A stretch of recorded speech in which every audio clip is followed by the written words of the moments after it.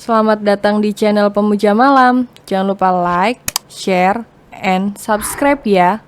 Terima kasih. Episode 5. Tidak memaksa tapi setengah memaksa. Sial, aku lupa cara menyetir mobil. Pekik gadis itu dengan sangat frustasi.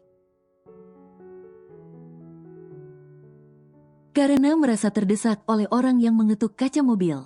Akhirnya dengan sembarang gadis itu menginjak salah satu pedal yang ada di bawah.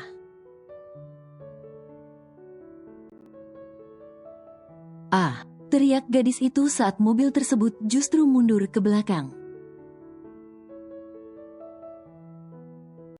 Dan menabrak mobil yang ada di belakangnya. Ayo ingat apa yang Ayah Unta ajarkan pada saat itu. Koma.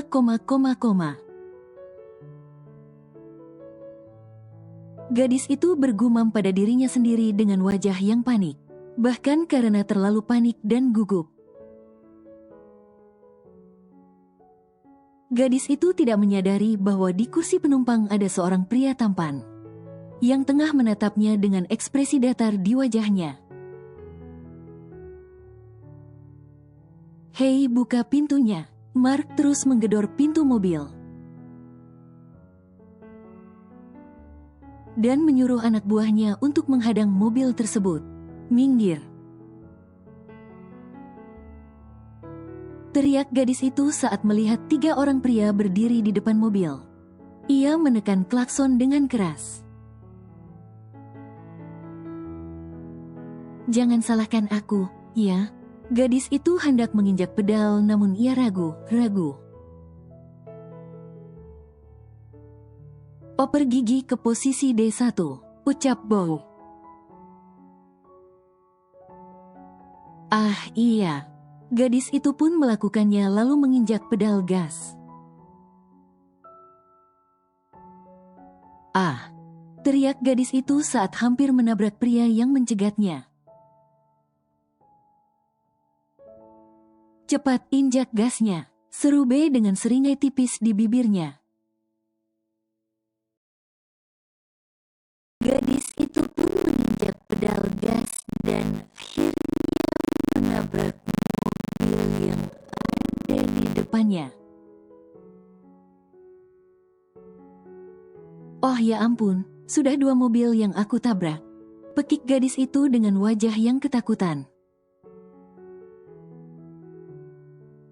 Banting setir ke arah kiri. Boy menggelengkan kepalanya. Saat wanita itu lupa mengarahkan setir hingga menabrak mobil yang ada di depan. Oh iya, gadis itu pun berusaha memukul setir mobil ke arah kiri. Oh my god, gumam Boy saat melihat kelakuan wanita yang ada di kursi pengemudi. Maksud aku arahkan setir mobil ke arah kiri, ucap Boy sambil menepuk keningnya. Ish, kenapa kau tidak bilang dari tadi? Gerutu gadis itu lalu mengarahkan setir mobil ke arah kiri. Kenapa tidak jalan? Gadis itu menatap ke arah setir mobil dengan wajah yang bingung. Boy menghela napasnya dengan berat saat menyadari wanita yang duduk di kursi pengemudi adalah wanita yang bodoh. Bahkan karena terlalu bodohnya, gadis itu sampai belum menyadari keberadaannya. Bagaimana bisa wanita itu berpikiran ingin mencuri mobil, sedangkan otak saja dia tidak punya? Gerutu Boy dalam hati. Oh ya ampun, bagaimana ini? Gadis itu panik saat melihat orang tadi kembali mengepung mobil. Bagaimana bisa jalan kalau kau tidak menginjak pedal gasnya? Wah, aku lupa. Gadis itu pun segera menginjak pedal gas. Dan mobil pun berjalan dengan gerak yang tersendat-sendatnya. Namun lama-kelamaan mobil pun berjalan dengan lancar. Hingga membawa mereka menjauh dari tempat tersebut. Beberapa saat kemudian, akhirnya lolos juga. Gadis itu menghentikan mobilnya saat merasa ia sudah aman dari kejaran anak buah ayahnya. "Kau mau kemana?" Boy mencekal tangan gadis itu yang hendak keluar dari dalam mobil. "Dek." Gadis itu pun terdiam tanpa bisa bergerak. Tubuhnya terasa kaku saat menyadari bahwa ada orang lain di dalam mobil tersebut. Dan kemungkinan besar orang itu adalah pemilik mobil yang sudah ia pakai. "Ya ampun Tita, kau itu bodoh sekali. Masa kau tidak tahu ada orang lain di dalam mobil ini?" Gumam Tita dalam hati. "Kau mau pergi begitu saja setelah merusak mobilku?" Ucap Boy dengan tegas sambil beranjak ke kursi depan. "Maaf Pak, aku tidak sengaja merusaknya. Tapi aku janji akan mengganti kerusakan mobil Bapak," ujar Tita tanpa menoleh ke arah pria yang ada di sampingnya. "Dengan apa kau menggantinya?" Boy mendekatkan wajahnya ke arah wanita itu. Ia ingin melihat wajah wanita yang dengan beraninya mengambil alih mobil milik Mark. "Tentu saja dengan uang masa dengan daun," ucap Tita dengan tertawa, sambil menoleh ke arah pria yang ada di sampingnya.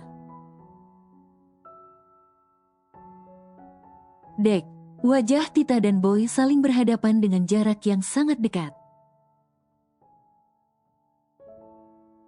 Mata mereka pun saling menatap satu dan lainnya. "Ah!" teriak Tita dan Boy bersamaan. Ternyata kau gadis gila itu."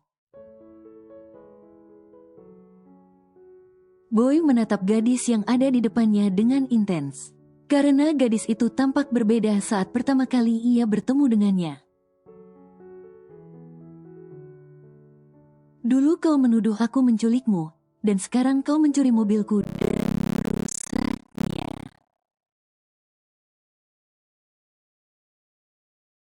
Boy semakin mengeratkan cengkeraman tangannya. "Pak, Om sakit." Lirih Tita sambil berusaha melepaskan cengkeraman dari pria itu. "Sakit kau bilang?" Tita menganggukkan kepalanya dengan tatapan sendunya. "Ayah unta Tita takut." Gumam Tita dalam hati sambil menahan air mata di kedua pelupuk matanya. "Kau jangan menangis." Sentak Boy saat melihat kedua mata gadis itu tampak berkaca-kaca. "Aku tidak menangis dan lebih tepatnya baru akan menangis. Apa boleh?" tanya Tita dengan hidung yang sudah mengembang kempis. Sebenarnya sudah sejak tadi Tita ingin menangis. Bukan karena pria yang ada di sampingnya, tapi karena kelakuan ayahnya yang membuat Tita melarikan diri. "Yah, dia pakai nanya." Boy menghela napasnya. "Kau." Perkataan Boy terhenti saat mendengar bunyi ponsel yang berdering. Ia mencari ke arah sumber suara dan menemukan ponsel yang tergeletak di dashboard mobil. "Halo." Boy mengangkat ponsel tersebut tanpa melepaskan cengkeramannya pada gadis itu. "Apa?" pekik Boy saat mendengar kabar yang disampaikan oleh Mark. Ia tak percaya saat Mark mengatakan Mom Luna masuk rumah sakit. Setelah mendengarkan penjelasan dari Mark, Boy pun segera menutup ponselnya untuk menunggu gambar yang akan dikirimkan oleh Mark. Mom. Boy terkejut saat melihat Mom Luna tengah terbaring di ranjang dengan tangan yang diinfus. Tanpa pikir panjang, Boy pun menggendong gadis itu dan memindahkannya ke kursi samping. Ia mengambil alih kemudi mobil dan menjalankannya dengan kecepatan di atas rata-rata. Om, kita mau kemana? Tanya Tita dengan tubuh yang gemetar karena ketakutan. Kau jangan berisik dan jangan banyak bertanya, ucap Boy dengan dingin dan tajam. Tapi Om, perkataan Tita terhenti saat pria itu menatap sekilas dirinya dengan sorot mata yang tajam. Ayah unta Tita belum mau mati. Kalau tahu jadinya seperti ini, lebih baik Tita mengikuti keinginan ayah. Gumam Tita dalam hati. Rumah sakit internasional. Bayu. Suara teriakan dari seorang wanita menggema di seluruh ruangan VV yang ada di lantai 4. 3 orang pria yang ada di dalam ruangan bahkan sampai menutup kedua telinga mereka. Kalau kau bukan sahabatku, sudah aku tendang ke Timur Tengah, ucap Luna dengan emosi yang menggebu-gebu. Luna, bicaralah yang sopan. Dava tidak suka jika istrinya mulai berkata kata kasar. Sayang, bagaimana bisa aku berbicara sopan pada manusia unta ini? Gerutu Luna. Putrinya itu sudah melarikan diri dari ballroom dan hampir saja menggagalkan rencana kita. Luna menatap tajam pada pria yang sudah berpuluh tahun menjadi sahabatnya. Luna gas. Bayu menelan salivannya saat Tuan Dava Arbeto menatapnya dengan tajam. Maksud aku, Luna Arbeto, bukankah aku sudah mengatakan padamu? Kalau putriku itu belum siap menikah. Dia baru saja lulus sekolah dan usianya baru 17 tahun. Tapi kau tidak mau mendengarkan aku dan tetap memaksa untuk menikahkan mereka. Ish, aku tidak memaksa tapi setengah memaksa. Lagi pula, kenapa kau tetap mau menerima lamaran dari kami? Hei, tentu saja aku menerimanya. Karena yang meminta adalah sahabat sekaligus mantan wanita yang aku cintai. Dava berdeham dengan keras dan jangan lupakan sorot matanya yang menatap tajam pada Bayu. Bukankah kau menerima lamaran ini?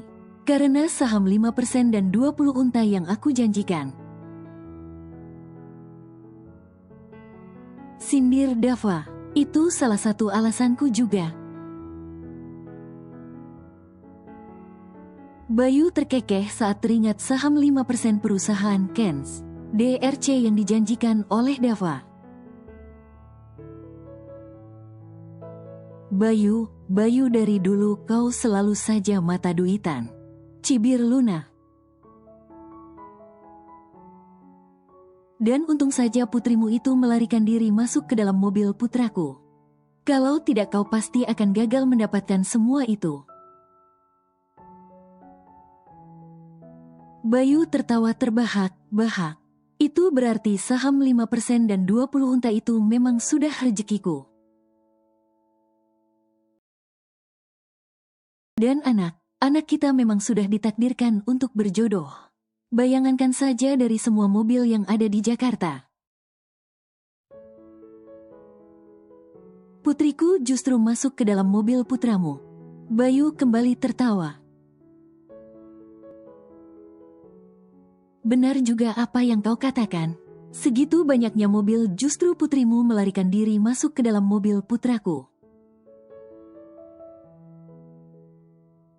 Dan saat ini dengan bodohnya mereka berdua datang kemari tanpa tahu akan dinikahkan. Luna ikut tertawa terbahak-bahak. Benar bodoh bukan?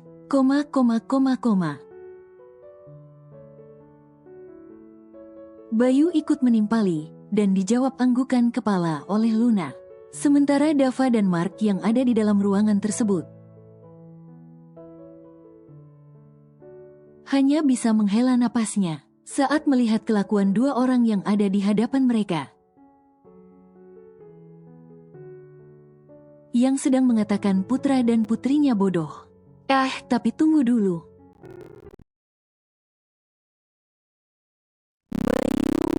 Hentikan tawanya. Kalian harus siapkan banyak pengawal untuk menjaga putriku, agar dia tidak kabur lagi. Ucap Bayu dengan ekspresi yang serius. Anda tenang saja Tuan. Kami sudah menempatkan anak buah kami di seluruh titik yang ada di rumah sakit ini. Bahkan tim Delta sekalipun tidak akan bisa menembus pertahanan keamanan kita. Sahut Mark, apa kau yakin bisa mengatasi putrinya? Tadi saja kalian kecolongan sampai gadis itu bisa melarikan diri. Luna menatap pada Mark. Kami mohon maaf, Nyonya. Mark menundukkan kepalanya. Sudah kau jangan menyalahkan mereka, putriku itu yang terlalu pintar melarikan diri. Sela Bayu, bahkan karena keahliannya melarikan diri, dia bisa terbebas dari pria mesum yang hampir melecehkannya waktu itu. Terang Bayu. Putrimu pernah dilecehkan oleh pria? Tanya Luna. Bayu menjawab dengan anggukan kepala. Kejadian itu terjadi beberapa bulan yang lalu.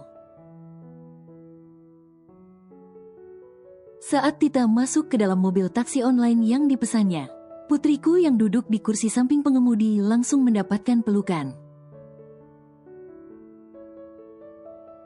Dan hampir dicium oleh pria brengsek itu. Tapi untung saja Tita berhasil melarikan diri dan berteriak kalau ia diculik. Sehingga pria itu langsung dikepung oleh massa. Kurang ajar sekali pria itu. Kalau aku bertemu dengannya, aku akan menyuruh Mark mematahkan tangannya. Geram Luna.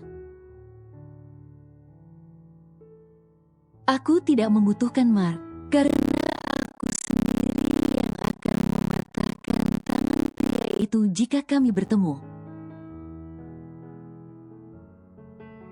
Sahut Bayu, apa kalian sudah selesai bernostalgilanya? B dan Tita sudah sampai di parkiran. Dava berkata dengan ekspresi wajah yang lelah dan stres. Mereka sudah sampai. Luna berteriak dengan wajah yang bahagia. Cepat kita pindah ke ruang IGD yang sudah disiapkan. Dan jangan lupa bawa penghulunya. Luna segera berjalan keluar ruangan yang diikuti oleh Dava dan Bayu. Sementara Mark yang berjalan di belakang mereka tengah menggelengkan kepalanya. Ada saja kelakuan Tuan dan Nyonyanya itu, yang ingin menikahkan anak mereka di ruang IGD yang sudah disiapkan oleh staf rumah sakit. Untung saja rumah sakit ini milik keluarga besar Arbeto, sehingga mereka menyiapkan ruang IGD dadakan agar tidak mengganggu pasien yang lainnya. Sementara itu di pintu masuk rumah sakit internasional, Boy berjalan dengan tergesa, Gesa sambil menarik tangan gadis gila yang sudah memfitnah dan merusak mobil Mark. Om Kak, kita mau apa ke rumah sakit? Siapa yang sakit? Tita berjalan terseret karena kakinya masih terasa lemas saat keluar dari dalam mobil. Bagaimana tidak lemas jika menaiki mobil dengan kecepatan yang sangat tinggi? Sudah aku katakan jangan banyak bertanya. Boy terus berjalan dengan wajah yang cemas. Ia takut terjadi sesuatu pada mominya. Kau mau kemana? Boy menarik tangan gadis itu yang hendak melarikan diri. Tita mau pulang. Siapa yang mengizinkanmu pulang? Memangnya Tita harus izin kalau mau pulang? Tita balik bertanya. Kau itu. Boy segera menarik paksa gadis tersebut untuk terus berjalan. Lepaskan tangan Tita, Tita mau pulang. Tita berusaha melepaskan dirinya. Bisa diam tidak? Boy semakin mengeratkan cengkeraman tangannya. Oh, shit. Umpat Boy saat tangannya digigit. Dasar gadis gila. Tita memang gila makanya lepaskan Tita. Karena kau gila makanya aku bawa ke rumah sakit.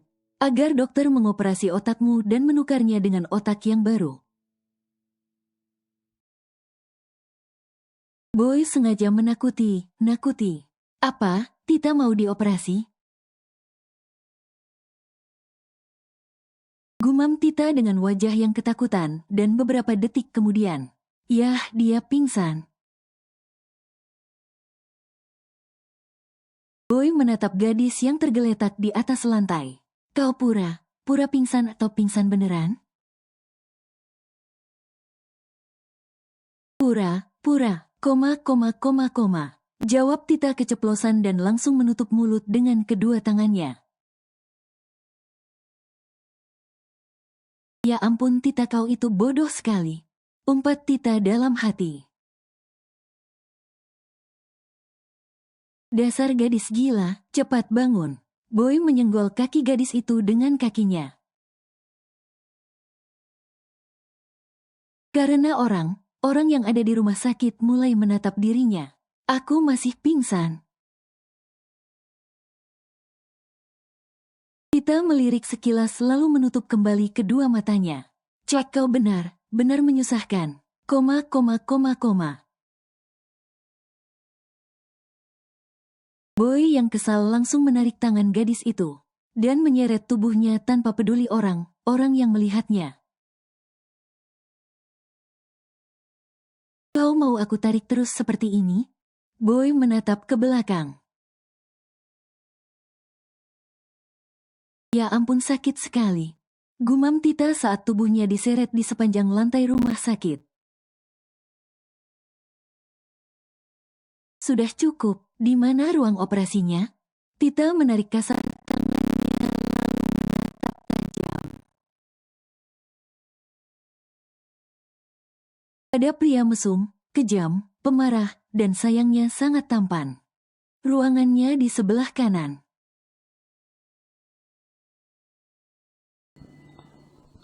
Bersambung.